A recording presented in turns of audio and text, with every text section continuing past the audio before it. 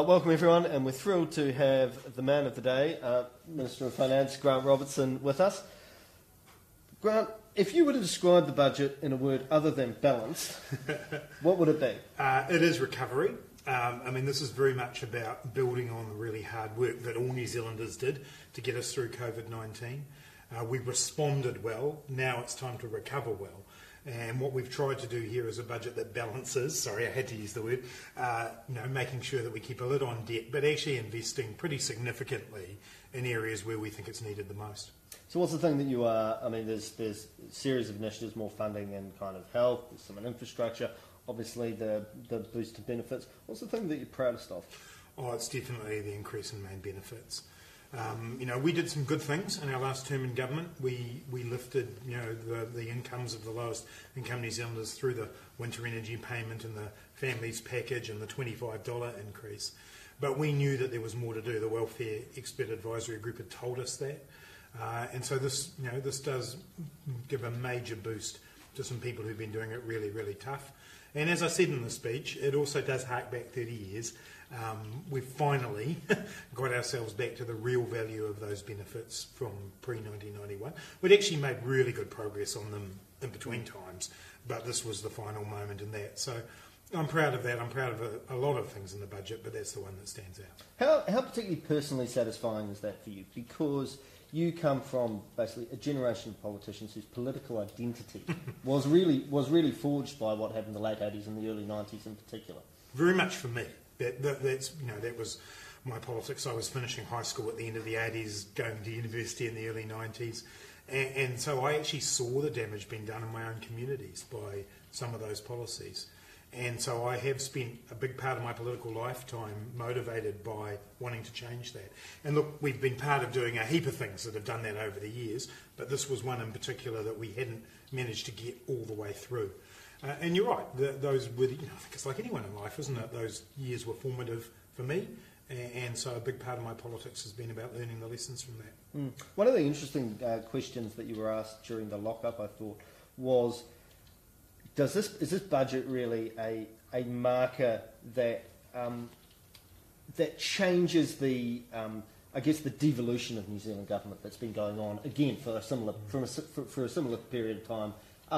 For very legitimate and good reasons that people believe in, but a lot of things being centralised, back in, or consolidated, and a lot of the non-budget stuff as well. How does it sort of yes and no, in the sense that if we take the health system, for example, absolutely. Some of what's gone on there has not ended up delivering better health services, so therefore we are creating a national level health service and the Māori Health Authority to manage that. But equally, we want to be partnering with groups on the ground. A big part of, I imagine, what the Māori Health Authority will end up doing is commissioning local Māori groups to deliver the services. So it's not a complete centralisation agenda or anything like that. When it comes to the planning review reforms that we're doing there, that's just about getting more consistency, more standardisation, which actually people want. You talk to a builder or architect, and they've got 21 different plans they have to do and all of that. So, there's a balance there. But, we are trying to do that. We're trying to make sure we don't give away the good things that are in those systems, but we want to make them work better and more effectively for New Zealanders. Obviously, any budget has a series of key assumptions behind it, and I'm sure you've been asked about this one particularly today. House price growth of 0.9%. Do you really believe that number? It's not my job to believe it. It's what the Treasury have written. And look, I do think that the policies that we have put in place, particularly the interest deductibility one, but I did say it in my speech, also policies that I'm not responsible for, including the loan to value ratios, and perhaps some natural trends as well. So I do think this will see a significant lowering of house price increases. Will it be exactly the number in the Treasury's budget? We'll all see on that, but I think the policy direction here is very clear. So, hey, as a Finance Minister, when do you get presented with the economic outlook, with the economic numbers? Because, again, a lot of those were, they assume they're quite rosy economic growth scenarios. And I think some of the banks are actually arguing they're a bit conservative in terms of revenue. Yep.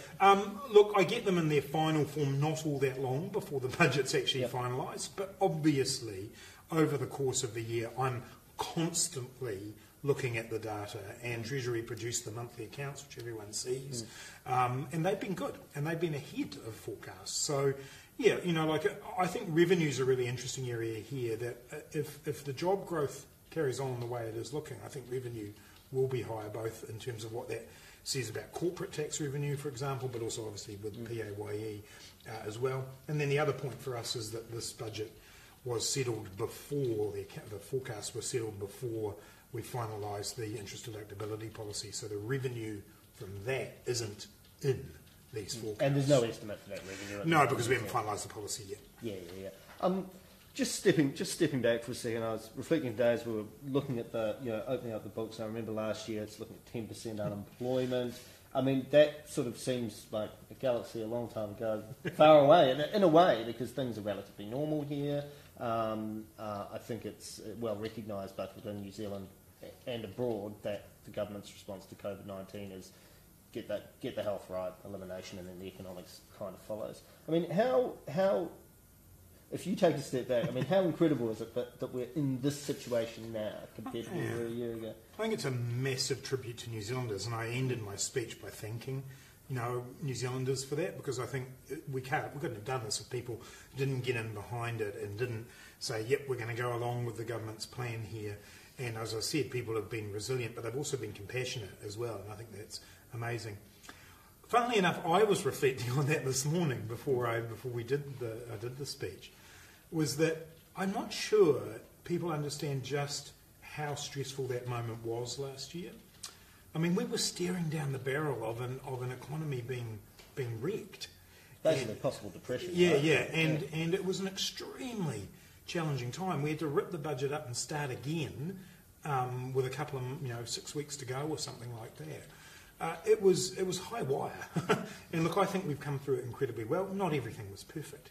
Things were always not going to go 100%. But I certainly have looked back on that time now in the context of this and gone, from the perspective of all New Zealand. I'm not just talking about me here, but I think it's been a job pretty well done. And from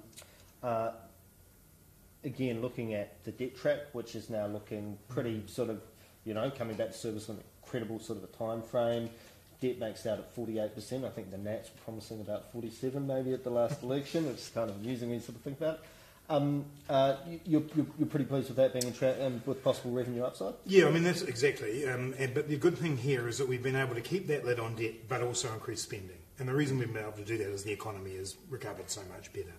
And like I always do, I'll keep a balance on it. I think it is a time where globally, given the levels of debt everyone has taken on, we're in a very good position, relatively speaking.